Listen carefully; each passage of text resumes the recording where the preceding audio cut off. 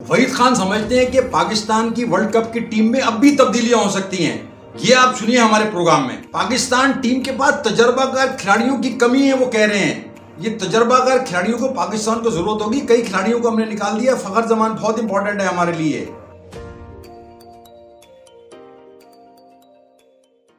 अस्सलाम वालेकुम व्यूअर्स, साथियों, दोस्तों, क्रिक बूम विद एहसान कुरैशी के साथ मैं हाजिर हूँ। पाकिस्तान की क्रिकेट जो है न्यूजीलैंड के दौरे को मनसूखी के बाद, इंग्लैंड के दौरे की मनसूखी के बाद देख रही है कि पाकिस्तान ने अब क्या करना है। पाकिस्तान की क्रिकेट इस वक्त मसाइल में घिरी हुई है। लेकिन मैं आपको बात बताऊं, आज हमने एक बड़ा खुसूसी इंटरव्यू किया है पाकिस्तान के सीनियर स्पोर्ट्स जर्नलिस्ट, साबिक सीनियर स्पोर्ट्स एंकर और यूट्यूबर वहीद खान से। आप वहीद खान की बातें आप आखिर तक सुनिएगा।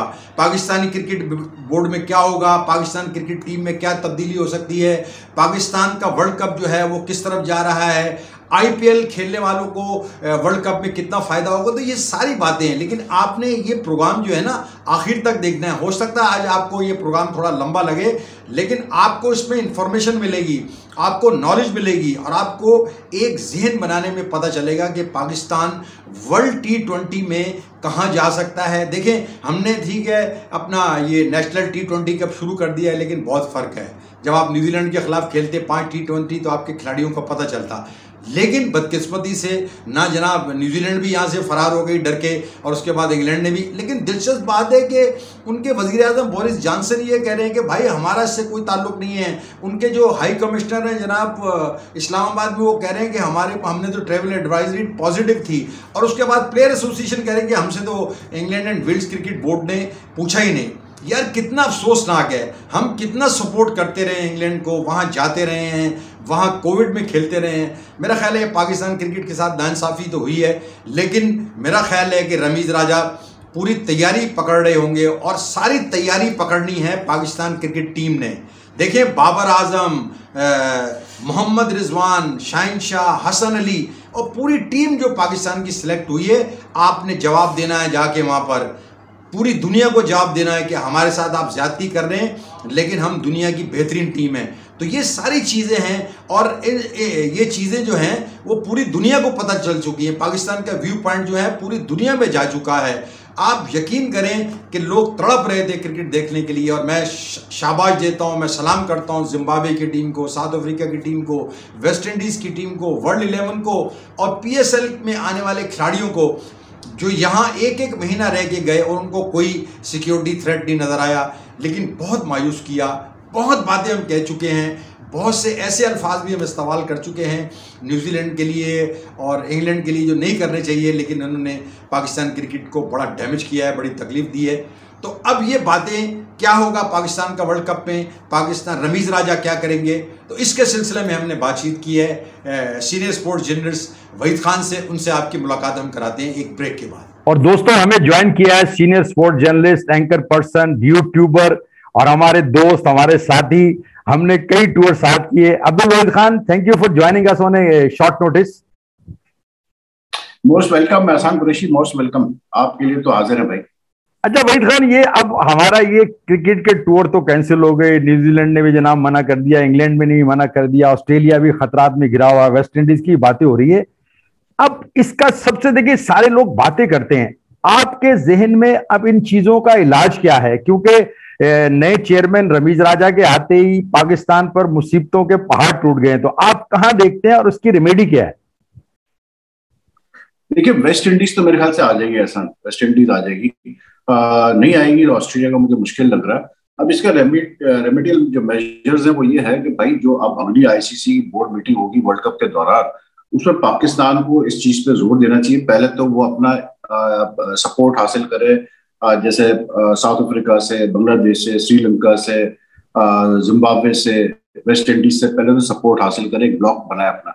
उसके बाद इनको ICC में ये चीज मूव करनी चाहिए कि भाई जो बायलैटरल सीरीज होगी, जो उसका अग्रीमेंट साइन होगा, उसमें ये क्लॉज डलना चाहिए कि भाई अगर कोई टीम भी सिक्योरिटी रीजंस की वजह से जो कि वो नहीं शेयर करती या मतलब थ्रेट का नहीं मेंशन करती है या किसी और वजह से वो प्लेयर्स वेलफेयर वगैरह की वजह से वो पुल आउट करती है, तो कोई कंपेंसेशन होना चाहिए सूरत में होस्ट कंट्री के लिए, इसलिए क्योंकि होस्ट कंट्री को फिर मिलियंस ऑफ डॉलर्स का नुकसान होता है।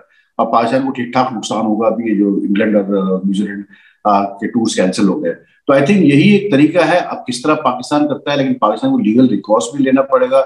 अगर लीगल रेमेडी इसमें है तो लीगल रेमेडी सीख करें। लेकिन आई थिंक ये अब वो स्टेज आ गई है कि आपको अपनी पाकिस्तान को खास करके जो भी अपने बायलैटरल एग्रीमेंट्स करे उसमें ये क्लॉज डालना बहुत जरूरी है। इसलिए क्योंकि आप देखें कि जो होस्ट कंट्री है ना, पाकिस्तान क्रिकेट बोर्ड तो इंश्योरेंस भी नहीं करवा सकता सीरीज की कि अगर सीरीज किसी टेरर रिलेटेड रीजन की वजह से नहीं होती तो उसके पैसे मिल जाए, वो तक नहीं है, वो ऑप्शन भी अवेलेबल नहीं है पाकिस्तान के। तो पाकिस्तान को आईसीसी लेवल पे इसको टैकल करना पड़ेगा, क्योंकि मैं नहीं समझता एहसान कि अब ये हल है कि अगर कोई टीम नहीं आ रही तो आप बोलो अच्छा ठीक है हम चल के न्यूट्रल कंट्री में खेल लेते हैं। नहीं, ये हाल नहीं है अब, क्योंकि अब ये हो गया, वो वक्त गुजर गया।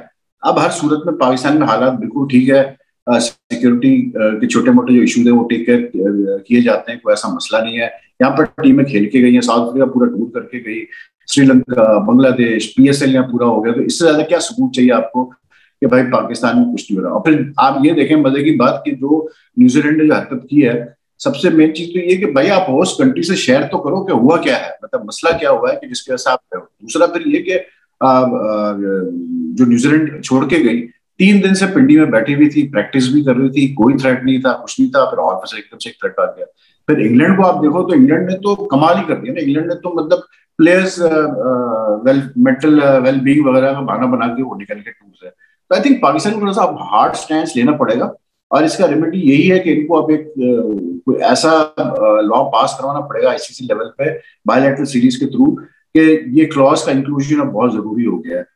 और अगर ये नहीं हो पाता है तो फिलहाल पाकिस्तान को भाई सीधी तरह से इस चीज पे फोकस करना चाहिए कि जो टीमें यहाँ आने को तैयार है, जैसे वेस्ट इंडीज है या साउथ अफ्रीका है या जिम्बाब्वे है, श्रीलंका है, बांग्लादेश है, अफगानिस्तान है, इन कंट्रीज पे फिलहाल फोकस करें और इन्हीं के साथ होम सीरीज ऑर्गेनाइज करें, ट्राई सीरीज करें, इस टाइप की चीजें करें। लेकिन अब बहुत हो गया कि आप ये देखें, इंडिया से तो खैर हमारे ताल्लुकात ही नहीं है इस वक्त, तो इंडिया को तो अलग कर दें बिल्कुल। लेकिन ये जो 3 कंट्रीज है ना, ऑस्ट्रेलिया, इंग्लैंड और न्यूजीलैंड, ये हमें तंग कर रही है। तो इन 3 कंट्रीज को टैकल करने का यही तरीका है कि अब आप जो है ना, अब बिल्कुल हार्ड लाइन ले, और सवाल ही पैदा होता है कि अब आप जाकर किसी न्यूट्रल मुकाम पर खेलेंगे। अच्छा वहीद खान, आपकी पॉपुलैरिटी भी इंडिया में बहुत है। अभी आपने इंडिया का जिक्र किया, और इंडिया के टूर्स भी आपने भी बहुत किए हैं, हमने भी बहुत किए हैं। वहाँ पे की पब्लिक पाकिस्तान की क्रिकेट को बहुत पसंद करती है, हम भी वहाँ के क्रिकेटर को पसंद करते हैं। आप आईपीएल भी कवर करते हैं, हम भी थोड़ा बहुत करते हैं। ये जो निकल के आती है हर चीज का इल्जाम जो है वो इंडिया की तरफ चला जाता है। आपका इस पे नुक्ता नजर क्या है? क्योंकि ये एक मामूली सी ईमेल पता नहीं कहां से चली, किसी ने शरारत की, और उसके बाद ये जनाब हम अपने पड़ोसी मुल्क पे डाल देते हैं, हालांकि लोग चाहते हैं दोनों मुल्कों के कि हम क्रिकेट खेलें और स्पोर्टिंग लिंक्स हमारे हों।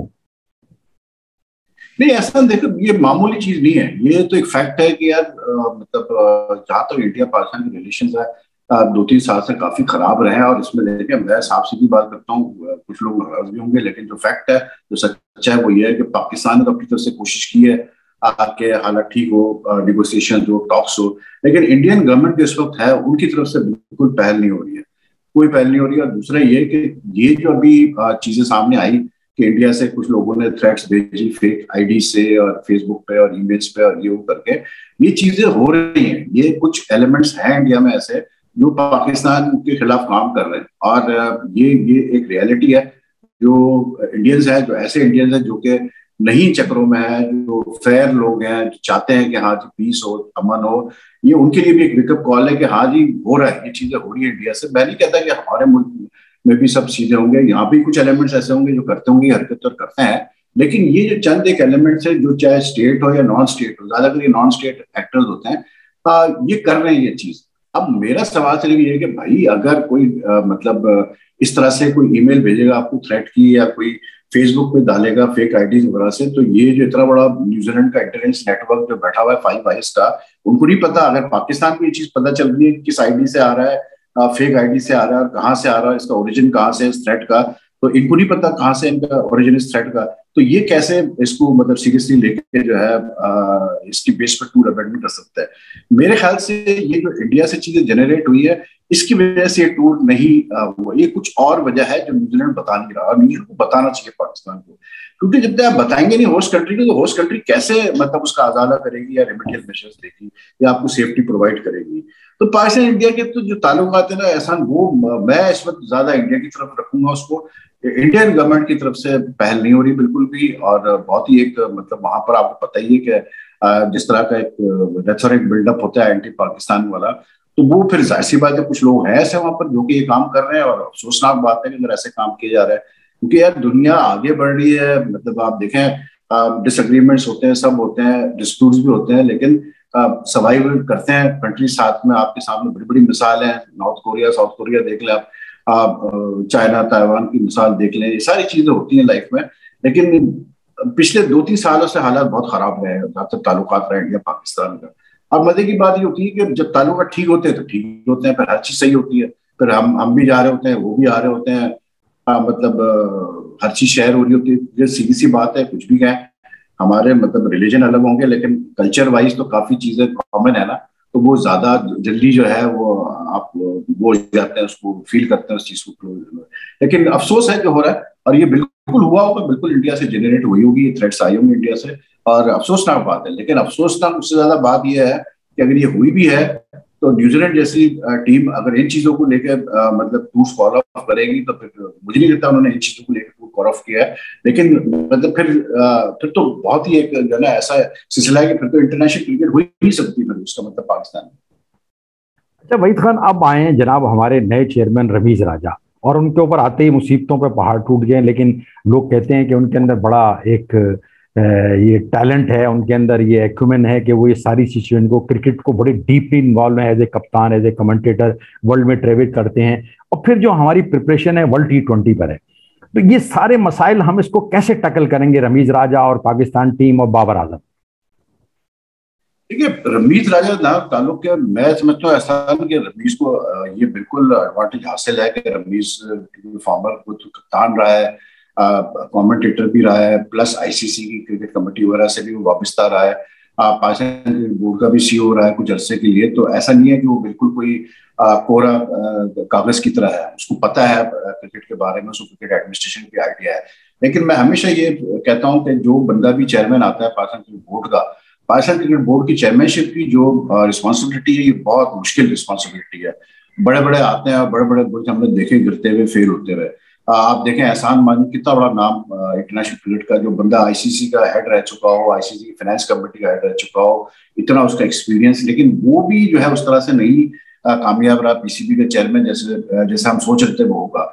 तो रमीज के लिए भी इतना आसान नहीं होगा। और असल टेस्ट जो रमीज का स्टार्ट होगा, ये रमीज बेसिकली बैड लक है कि उसके आते ही एकदम से ही सिलसिले हो गए न्यूजीलैंड और इंग्लैंड वाले। लेकिन अब टेस्ट जो आएगा रमीज का, वो आएगा आईसीसी लेवल पे। जब रमीज जाएगा रिप्रेजेंट करने पाकिस्तान को बोर्ड मीटिंग में एज चेयरमैन, तो वहां पता चलेगा कि फिर रमीज किस तरह इन चीजों को टैकल करता है, क्या इसका सोल्यूशन निकालता है, क्या स्टांस अडॉप्ट करता है। और इसमें सबसे इंपॉर्टेंट चीज है रमीज को ये भी तो देखना है कि जो आपके प्रीवियस सेटअप्स रहा है बोर्ड का, एहसान मानी का या सेटी वगैरह का, कि इनका क्या मतलब वहां पर जो है स्टांस रहा है आईसीसी में, ये इंटरनेशनल क्रिकेट को लेके, बायलैटरल सीरीज को लेके। तो मुश्किल है रमीज के लिए, इतना आसान नहीं है मैं समझता हूँ। और मैं यही कह रहा था कि जी बजाय इसके कि आप ज्यादा इंटरव्यूज दें और स्टेटमेंट्स दें, बेहतर ये होगा कि वो फोकस करे और तैयारी करे कि आगे क्या लाएमूल रखना है आईसीसी मीटिंग में। जहां तक रही वर्ल्ड T20 कप की बात, देखें मैं तो सेटिस्फाइड नहीं इस टीम से जो उन्होंने अनाउंस किया, स्क्वाड जो उन्होंने अनाउंस किया है। और फिर वही मसला है कि हमें जो एक तो साख का नुकसान तो हुआ ये न्यूजीलैंड और इंग्लैंड के कैंसिलेशन से, उससे बड़ा मसला ये हो गया कि आपकी जो प्रिपरेशन है वर्ल्ड कप की, वो बुरी तरह मतलब इफेक्ट हुई है। इसलिए क्योंकि अगर ये न्यूजीलैंड सीरीज हो जाती, इंग्लैंड आ जाता है, न्यूजीलैंड खास करके, इंग्लैंड तो खैर बाद में आता है, लेकिन न्यूजीलैंड खास करके अगर न्यूजीलैंड आ जाता तो उससे ये होता है कि आपको असेस करने का मौका मिल जाता है अपने प्लेयर्स को कि कौन सा प्लेयर जो है फॉर्म में है, कौन सा नहीं है, किसकी सिलेक्शन सही है, किसकी नहीं है, आप कौन इंटरनेशनल लेवल की क्रिकेट पे अडॉप्ट कर सकता है।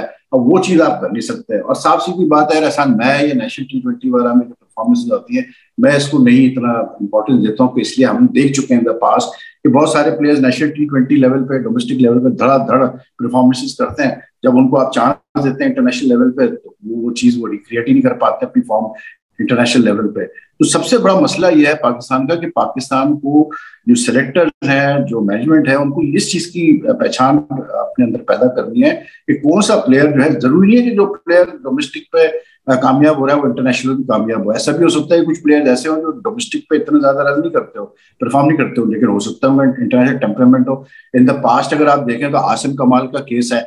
आसिम कमाल जो था वो डोमेस्टिक पे इतने ज्यादा बड़े रन तो नहीं करता था, लेकिन जब वो इंटरनेशनल लेवल पे गया तो उसके अंदर थी वो चीज, उसने इंटरनेशनल लेवल पे अच्छा परफॉर्म किया टेस्ट क्रिकेट में। तो आई थिंक ये बहुत इंपॉर्टेंट है। तो ये जो भी नेशनल T20 चल रही है पिंडी में और लाहौर में जो होगी, इसको आप कितना मतलब वेटेज देंगे परफॉर्मेंसेस को? कल आसिफ अली ने फिर 20 बॉलों पे 43 कर दिए, लेकिन हमें पता है आसिफ अली को हमने कोई 40 मैचेस तकरीबन का चांस दिया है वाइट बॉल क्रिकेट में, और जो उसकी परफॉर्मेंस रही है वनडे में और T20 में सबके सामने।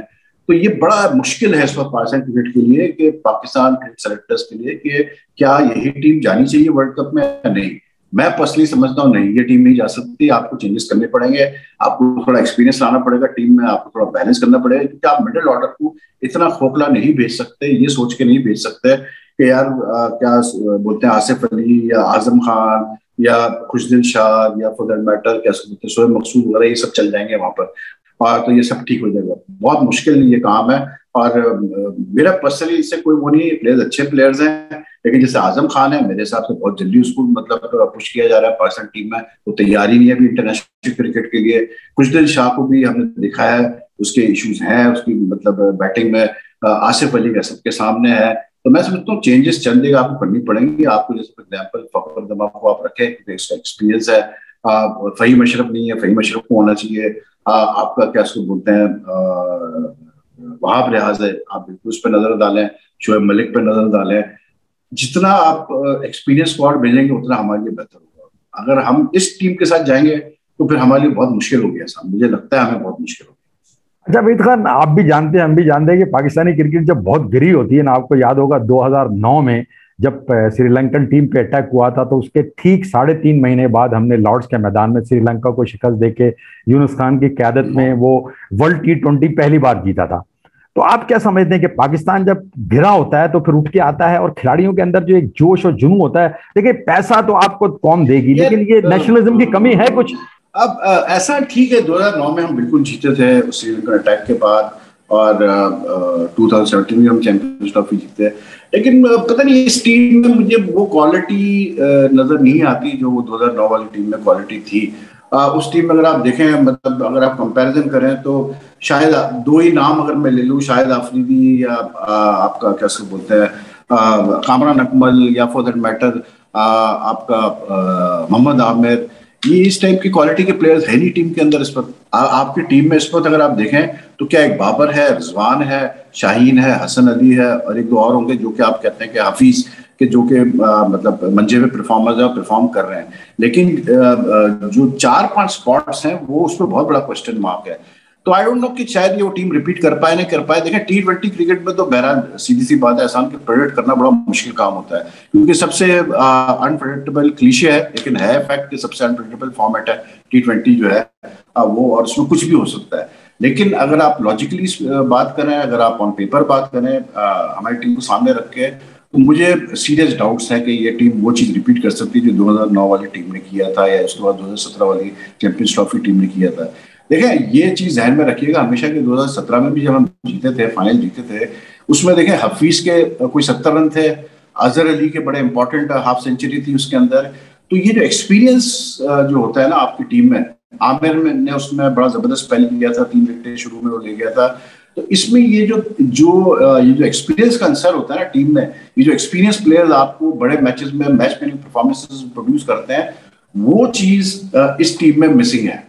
आप मुझे बता दें इस टीम में कितने एक्सपीरियंस प्लेयर आपने रखे हैं? हफीज ही है, बाकी ठीक है बाबर भी काफी खेल चुका है, रिजवान भी खेल चुका है, लेकिन इसके अलावा नहीं है आपके पास।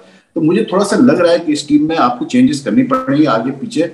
और आई थिंक यूएई में खेलने का एडवांटेज बिल्कुल पाकिस्तान को होगा, क्योंकि पिचेज जो है वो मतलब स्लो पिचेज होंगी। दूसरा ये कि हमारे बॉलर्स को भी सूट करेगी, चाहे पेसर्स हो या स्पिनर्स हो। लेकिन आई थिंक इस टीम को थोड़ा सा आपको शफल करना पड़ेगा। इस टीम के साथ, इस स्क्वाड के साथ तो आप नहीं जा सकते।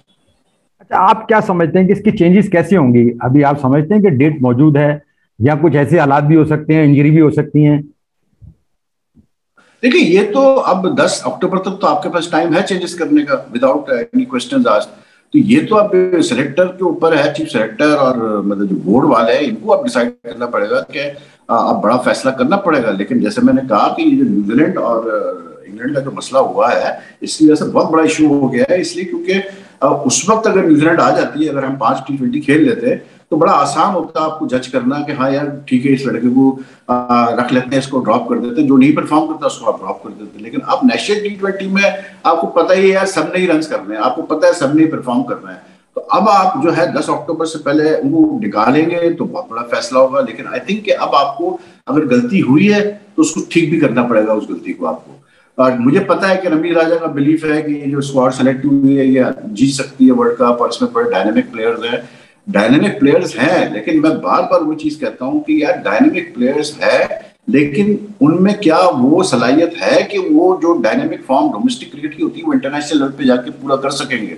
आप ये ध्यान में रखें कि आपके ग्रुप में इंडिया, न्यूजीलैंड, अफगानिस्तान, फिर शायद श्रीलंका, बांग्लादेश में से कोई एक होगी। तो 4 तो अच्छी तगड़ी टीम है जिनकी स्पिन अटैक्स भी बहुत स्ट्रांग है, पेस अटैक्स भी अच्छे इनके। तो आपके चारों मैचेस बड़े तगड़े हैं, मतलब चारों मैचेस में कोई छूट नहीं है आपको। और एक क्वालिटी ऑपोजिशन के सामने खेलना और एक मतलब डोमेस्टिक लेवल पे खेलने में बहुत फर्क होता है, स्थान बहुत फर्क होता है। हमने देखा है कि अभी देखें आपको, अभी जो इंग्लैंड में और वेस्ट इंडीज में तो खैर हुई नहीं मैचेस, क्योंकि 4 में से जो है वो 3 तो वॉश आउट हो गया, तो एक ही मैच हुआ। लेकिन इंग्लैंड में भी जो T20 सीरीज हुई, तो आपको पता है कि वहां पर भी टफ सीरीज हुई, क्वालिटी ऑपोजिशन के सामने हम मतलब एक मैच जीत पाए, 2 मैच हार गए। तो ये जहन में हमें रखना पड़ेगा कि क्वालिटी ऑपोजिशन आप फेस कर रहे हैं वर्ल्ड कप में, तो उस हिसाब से मेरे हिसाब से स्क्वाड होना चाहिए। जज्बात में टीम तो बना लिया आपने ये सोच करके आसिफ अली जाके छक्के मारेगा और आजम खान बड़ा छक्के मारेगा, लेकिन ऐसा काम चलता नहीं है इंटरनेशनल क्रिकेट में। अच्छा वहीद खान, वजीर आजम इमरान खान ने एज यूजुअल जैसे वो बुलाते हैं, वो कहते हैं फेयरलेस क्रिकेट खेलो, डरो नहीं, हारो से रिजल्ट नहीं करो। लेकिन इस मीटिंग में जो मुझे सरप्राइज हुआ कि इसमें ना वसीम खान गए और ना जाकिर खान नजर आए। ये दोनों बड़े खास आदमी, जाकिर खान तो बहुत ही वजीर आजम के खास आदमी है। तो आप क्या समझते हैं, ये एक तो इमरान खान की मीटिंग से क्या फर्क पड़ेगा, और ये 2 लोग जो मिस कर रहे थे इसकी क्या वजह हो सकती है आपकी नजर में? इनका काम नहीं था ना वहां पर, ऐसा ना जाकिर खान का कोई काम था उधर, क्योंकि बेसिकली एक्सरसाइज की गई इसलिए क्योंकि जो न्यूजीलैंड और इंग्लैंड का जो हुआ है, तो आई थिंक प्राइम मिनिस्टर ने बेसिकली बुलाया हुआ लड़कों को थोड़ा सा पेप टॉक करने के लिए, उनके स्पिरिट्स को मोटिवेट करने के लिए कि ठीक है यार, नहीं आ रही टीमें लेकिन आपने अपना मतलब गेम खेलना है। तो इसमें हाँ, वसीम खान सरप्राइज कि वसीम खान को होना चाहिए था सीईओ, बिल्कुल उसका बनता था वहां जाना, लेकिन वो नहीं था। लेकिन जाकिर खान को तो नहीं बनता था वहां जाना। लेकिन बात वो यार देखें, आप बात कितनी भी कर लें एहसान, आप कितना भी मतलब लोगों को समझा दें, प्लेयर्स को समझा दें कि घबराना नहीं है और फेयरलेस क्रिकेट खेलनी है, लेकिन भाई बात ये पहले तो आप ये डिसाइड करें कि फेयरलेस क्रिकेट है क्या चीज। फिर क्या आपके पास वो प्लेयर्स हैं जो फेयरलेस क्रिकेट खेल सकते हैं? क्या आपका कल्चर है ऐसा कि आप फेयरलेस क्रिकेट प्रमोट कर सकते हैं?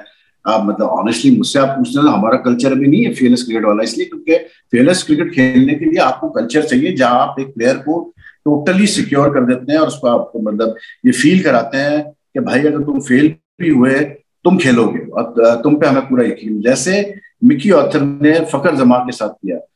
फाखिर जमान को अगर आप देखें तो मिकी ऑर्थर ने ये पब्लिकली ये स्टेटमेंट दिया था कि फाखिर मेरा ऐसा प्लेयर है जो मैच विनर है, और अगर ये 5 मैच खेलेगा और ये 3 फेल होगा और 2 में भी चल गया, 1 में भी चल गया, तो मेरे लिए इसने काम पूरा कर दिया।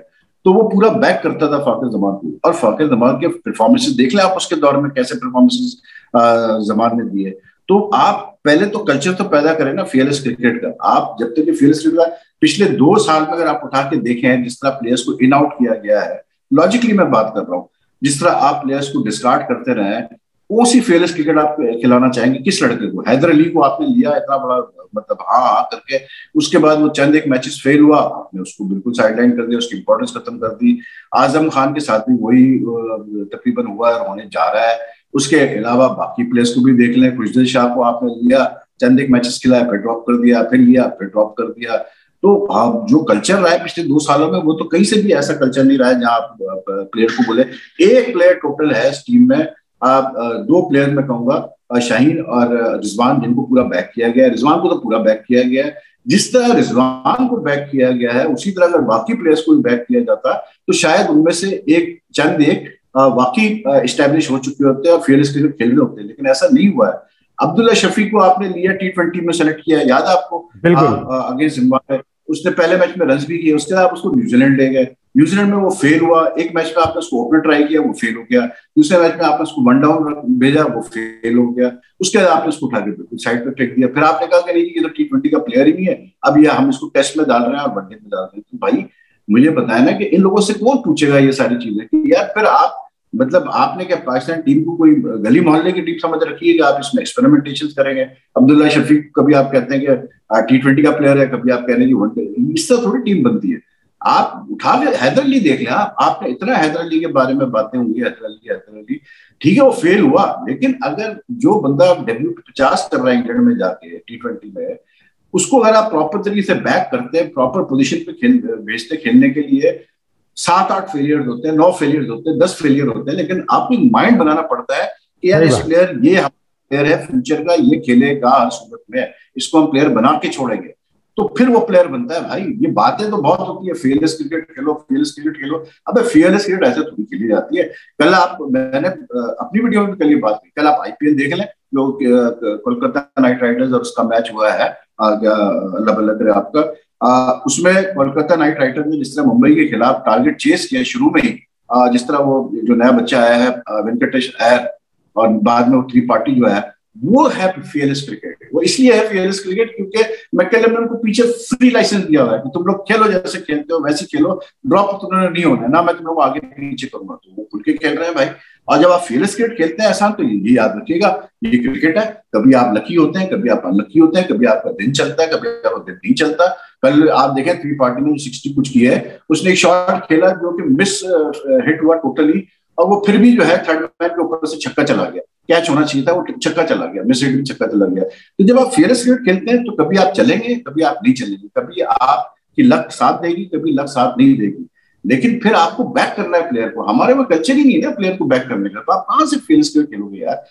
आप देख लेना, मतलब अभी न्यूजीलैंड जब हम गए थे लास्ट ईयर टेस्ट मैच में, जफर गौर को आपने लास्ट टेस्ट खिला दिया ऐसे पिच पे जो काम ही नहीं था स्पिनर का वहां पर, ठीक है, उस बेचारा क्या कसूर है यार, आपने उसको गलत जगह खिलाया, गलत मैच में खिलाया, अब उसको बिल्कुल आपने डिस्कार्ड कर दिया। 200 रन दे दिए थे उसने, क्या चीज 200 रन दे दिए थे उसने उस मैच में।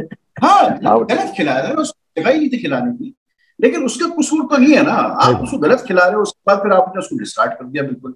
क्या जफर गौहर पोटेंशियली बुरा प्लेयर है? नहीं, पोटेंशियली अच्छा प्लेयर है जफर गौहर, लेकिन आपने जाया किया एक टैलेंट को, आपने उठा के उसको साइड पे फेंक दिया। अब वो काउंटी खेल रहा है, अच्छा परफॉर्म कर रहा है काउंटी में, अभी मैं देख रहा था किसी मैच में उसने कोई 10 या 8 विकेट ली है, अच्छा बैट्समैन भी है वो। तो बात यह है कि आप, जो मैं तो टोटली ब्लेम करता हूँ सेलेक्टर्स को और मैनेजमेंट को, ये दोनों जो है ना, इन्होंने जितना पाकिस्तान क्रिकेट को नुकसान पहुंचाया, जो भी सेलेक्टर्स आया, मैनेजमेंट आई है, खास करके ये लास्ट 2 इयर्स में मैंने कभी देखा है इस तरह होते हुए। आप प्लेयर को बैक तो करो भाई, अगर प्लेयर को ले रहे हो तो फिर बैक करो उसको पूरा, वरना फिर मत लो उस प्लेयर को। अभी आजम खान को ले लिया ना टीम में, तो चले मैं कहता हूँ फिर बैक करो ना यार उसको, फिर उसको बोलो कि यार आजम खान तुमने 6 नंबर में बैटिंग करनी है और तुमने हमें मतलब इस तरह करके खेल के देना है, तुम चाहे 10 मैच में फेल हो, हम तुम्हें खिलाते रहेंगे, तुमने बनना है प्लेयर, खत्म हो गया। आप देख लीजिएगा आजम खान बन जाएगा प्लेयर, 10 मैच फेल होगा, 11वें मैच में रन कर जाएगा। लेकिन अगर आप ये एक्सपेक्ट करते हैं कि एक मैच में उसने रन किए, 2 में फेल हुआ, तो चौथे में आपने उसको बाहर कर दिया, तो भाई ऐसे तो प्लेयर नहीं करता। फिर ये सिर्फ बातें ही है, फेयरलेस क्रिकेट, और घबराना नहीं है, और धमकाना नहीं है, और फिटकाना नहीं है, ये सारी चीजों से बातें अच्छी लगती है, प्रैक्टिकली करके आपको करनी अच्छी है। अच्छा वहीद खान, अब ये एंड टाइम पे मिसबाह और वकार यूनुस, लोग तो कहते हैं डिजर्ट करके टीम पे चले गए, भाग गए, अब आए हैं जनाब, आपने कंसल्टेंट रखा है मैथ्यू हेडन को, और आपने वर्नन फ्रेंडल को एज ए बॉलिंग कोच रखा है, तो यह कोचिंग पाकिस्तान टीम में कोई मैनेजमेंट भी नहीं है, तो ये इसके असरात क्या होंगे? बहुत बुरे असरात होंगे। आपकी नेशनल T20 स्टार्ट हो गई कल से, अभी तक आपको पता ही नहीं है। देखे ना, मैं यही तो कह रहा हूँ एहसान की, ये जो न्यूजीलैंड की सीरीज कैंसिल हुई है, ये न्यूजीलैंड ने मना किया, इससे बहुत फर्क पड़ा है। सिर्फ बात ये नहीं क्रिकेट चले गए, बात ये कि आपके प्लान सारे खराब हो गए। अभी न्यूजीलैंड की सीरीज में यही प्लान था ना कि सकलैन और रज़ाक को ट्राई करके देखना था कि सकलैन कैसे चलता है प्लेयर्स के साथ। अब आपको मौका नहीं मिलेगा करने का, ना रज़ाक को ट्राई करने का मौका मिलेगा, और आप पोजीशन ये है कि आपका हेड कोच कोई नहीं है टीम का। जो हेडन और फिलिंडर है वो तो बेसिकली कंसल्टेंट्स है जो वर्ल्ड कप के लिए लाए गए। हेडन इस वक्त IPL में बिजी है कमेंट्री में, तो वो तो लेट ज्वाइन करेगा टीम को, वर्ल्ड कप में ज्वाइन करेगा। फिलिंडर शायद अगले महीने आ रहा है, तो बड़ी ऑकवर्ड पोजीशन है। तो आई थिंक ये एक डिसीजन लेना पड़ेगा रमीज को बहुत जल्द कि भाई किसको आपने हेड कोच बनाना। अगर आपने सकलैन को इंटरम रखा था तो उसी को रख ले, फिर आप उसी को फिलहाल अनाउंस कर देंगे ठीक है वर्ल्ड कप में सकलैन ही होगा हेड कोच, लेकिन you have to take a quick decision. इसलिए तो सर पे वर्ल्ड कप आ गया, और अगर लड़कों को ये नहीं पता कि यार हमारा हेड कोच है कौन, और लास्ट मोमेंट में पता चलेगा हेड कोच कौन है, तो भाई फिर आप लड़कों को भी कुछ नहीं ठहरा सकते ना, जब इतनी अनसर्टनिटी फैली हुई हो टीम के अंदर। तो ये बाद में ये न्यूजीलैंड के वापस जाने से, इंग्लैंड के कैंसिल करने से बहुत मतलब नुकसान हुआ है पाकिस्तान क्रिकेट को, बड़ी डैमेजिंग इसके इफेक्ट्स हुए हैं, खास करके preparation for the world cup को लेकर। तो अब ये ठीक है, अब क्राइसिस सिचुएशन है, तो अब इसमें हम एक्सपेक्ट करते हैं कि रमीज राजा अच्छे डिसीजंस लेगा, समझदारी के डिसीजंस लेगा और जल्दी डिसीजन लेगा, और टाइम वेस्ट करने की जरूरत नहीं है। जिसको भी आपने हेड कोच करना है अनाउंस कर दें उसको। अच्छा, आखिरी सवाल है वहीद खान साहब, जाहिर बात है क्रिकेट बोर्ड जब आता है, अब जाहिर बात है चार्ज लिया है, रमीज राजा ने मुश्किलात में घिर गए हैं, लेकिन आप क्या समझते हैं अगले आने चंद महीनों में आप क्या समझते हैं कि 2 विकेटें तो वैसे ही गिर गई, अब मजीद क्या विकेटें आप समझते हैं चीफ सेलेक्टर की अंदरूनी खाना, जाहिर बात है बोर्ड में लोग जमे हुए हैं, वो क्या आप समझते हैं कि इसमें और मेजर चेंजेस आएंगी? यार देखिए, मैं मतलब मेरा तो ख्याल ये है कि वैसे तो होता ही है कि जो चेयरमैन आता है वो अपनी नई टीम लाने की कोशिश करता है, लेकिन जो हालात इसमें चल रहे हैं पाकिस्तान क्रिकेट के, ये इंटरनेशनल लेवल को लेके इंटरनेशनल जो मसले मसाइल हमारे चल रहे हैं, आई थिंक वसीम खान को फिलहाल आप ना छेड़े तो बेहतर है, क्योंकि वसीम खान ने मानी के साथ मिलकर सारे बोर्ड से नेगोशिएशंस की और इन्होंने कंफर्म किया कि हम आ रहे हैं, तो आई थिंक वसीम खान को छेड़ना इस पर गलत होगा। इसको बल्कि फरवरी में जब इसका वो कॉन्ट्रैक्ट एक्सपायर होता है, I think they should give him extension. बाकी अब रमीज क्या करता है मुझे नहीं पता, लेकिन आप नई टीम लेके आएंगे, फिर वो नए सिरे से काम शुरू करेंगे, फिर वो नए सिरे से आईसीसी लेवल पे और बोर्ड लेवल पे जाके ताल्लुकात अपने सेट करना शुरू करेंगे, तो बड़ा मुश्किल काम हो जाता है। थोड़ी बहुत कंटिन्यूटी होनी चाहिए बोर्ड में। अगर देखें, बात यह है कि अगर जाकिर खान रह सकता है इतने सालों तक, और भी लोग बोर्ड में इतने सालों से काम कर रहे हैं, तो व्हाई नॉट द सीईओ? फिर जरूरी क्यों है कि आप सीईओ को चेंज करो या किसी और को चेंज करो? तो मैं नहीं समझता कि कोई ऐसे मेजर चेंज होना चाहिए। एक चेंज होगा जो मुझे लगता है रमीज करने वाला है, वो ये है कि वो कोई बंदा अपॉइंट करने वाला है टीम के साथ सीईओ के रोल में या डायरेक्टर के रोल में, जो कि बेसिकली सिर्फ और सिर्फ पाकिस्तान टीम का हेड होगा और पाकिस्तान टीम के मामला को देखेगा, सिलेक्शन के मामला को देखेगा, पाकिस्तान टीम कोचिंग के मामला को देखेगा।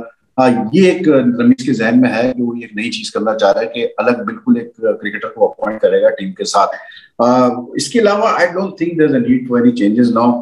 बेहतर है कि अभी छोड़ दें, अभी वसीम खान को करने दें, क्योंकि अभी आपने आगे चल के आईसीसी मीटिंग में नेगोशिएशंस करनी है, बड़े टफ टॉक्स आपने करने हैं, तो बेहतर ये कि ऐसे बंदे को ही आप साथ रखें अपने, जो कि 3 साल से कर रहा है और जो 3 साल से बोर्ड्स के साथ इन टच में है। अब नया बंदा आएगा तो फिर मुश्किल हो जाएगी, तो लेट्स होप कैसे ही रहे। अभी फिलहाल फरवरी तक तो मुझे नहीं लगता है एहसान के वसीम खान को वैसे भी रमीज चेंज करेगा, क्योंकि इसलिए हालात ही नहीं है कि उसको चेंज करने वाला है। अच्छा, अभी सप्लीमेंट मेरे ज़हन में आ गया कि आईपीएल चल रही है, आप आईपीएल बड़े डीपली कवर करते हैं, ये इसका बेनिफिट आप समझते हैं कि दुनिया के खिलाड़ियों को होगा? जाहिर बात है उन कंडीशन में वो 1 महीने तक खेलेंगे तो उनको ज्यादा बेनिफिट नहीं होगा? और बेनिफिट होता है आईपीएल का, मतलब फाइनेंशियली तो हो ही रहा है, उसके अलावा भी देखा ना।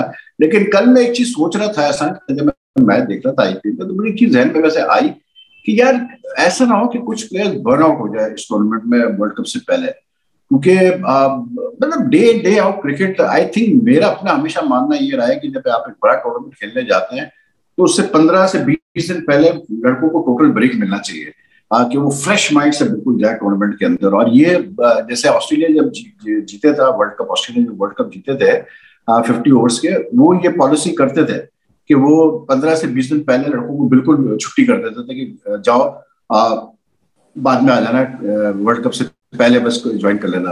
तो आई थिंक थोड़ा सा ये कंसर्न जरूर है, मुझे थोड़ा सा इस पे कंसर्न है कि कुछ प्लेयर्स जो है वो शायद मतलब बर्न आउट हो जाए आईपीएल में, शायद उस तरह जाके परफॉर्म ना कर पाए वर्ल्ड कप में जिस तरह वो करना चाहिए। तो ये एक एस्पेक्ट तो है, लेकिन हाँ दूसरा जो पॉजिटिव एस्पेक्ट ये है कि ऑब्वियसली बात है प्लेयर्स पैसा अच्छा कमा रहे हैं। दूसरा ये है कि more than anything I think जो यंग प्लेयर्स हैं इस टूर्नामेंट में, चाहे वो इंडिया के हो या इंडिया से बाहर के मुल्क के हो, उनके वो तो बड़ा जबरदस्त वो है कि मतलब वो उसी जगह खेल रहे हैं यूएई में जहाँ वर्ल्ड कप होना है, तो उन कंडीशन में खेल रहे हैं जहाँ वर्ल्ड कप होना है, तो उससे बहुत उनको मतलब हेल्प मिलेगी वर्ल्ड कप में और फर्क पड़ेगा। और खास करके स्पिनर्स को जो वर्ल्ड कप में सेलेक्टेड है, तो उनको पता चलेगा कि यार ये पिचेस कैसे चेंज हो रही है वर्ल्ड कप से पहले और वर्ल्ड कप आने तक, क्या नेचर होगी पिचेस की, क्योंकि इन्हीं 3 पिचेस पे मतलब वर्ल्ड कप के मैचेस होने और इन्हीं 3 पिचेस पे आईपीएल हो रहा है। तो आईपीएल तो बहुत बड़ी लीग है यार, ऐसा ना, आईपीएल तो अब बिल्कुल एक अलग ही एक लीग में लेवल पे चली गई है ना, जो बाकी लीग्स होती हैं वो मतलब उस लेवल की नहीं है। हमारे जो पीएसएल है एज अ ब्रांड उसका बड़ा एक नाम हुआ है पीएसएल का, as far as quality of cricket है उसकी वजह से भी उसकी अच्छा वो एक रेपुटेशन हुई है। लेकिन to honestly speaking as far as मतलब प्लेयर्स जो खेलते हैं, जो प्लेयर्स साइन ऑन करते हैं, तो आईपीएल तो बिल्कुल ही मतलब ऊपर लेवल पे। वहीद खान, आपके लिए मैं कंक्लूडिंग रिमार्क ये होता है कि आपने जो ग्राउंडों में जाके धक्के खाए होते हैं, क्रिकेट कवर की होती है 30-35 साल, तो वो आपकी बातों से झलकता है। हम भी जब बात करते हैं तो झलकता है। We hope, we pray that Pakistan अच्छा परफॉर्म करे, लड़े मार, जैसा भी देखें, हार जीत खेल का हिस्सा है, but we pray that Pakistan cricket should progress. Thanks for joining us, and all the best to all our viewers and Wahid Khan. Thank you Hasan, thank you. Waheed Khan की आपने सुनी बातें सुनने वाली हैं, समझने वाली हैं, पूरी कौम को समझने वाली, तमाम फॉलोअर्स को समझने की होगी। तो ये बातें हमारा काम है आप तक पहुँचाएं, न्यूज़, व्यूज़, इंटरव्यूज़, कंट्रोवर्सीज़, ये हमने आप तक पहुँचाई। तो आज के प्रोग्राम से हमें इजाज़त दीजिए। इंशाअल्लाह ताला अगले प्रोग्राम में आपसे फिर मुलाकात होगी। अल्लाह निगहबान।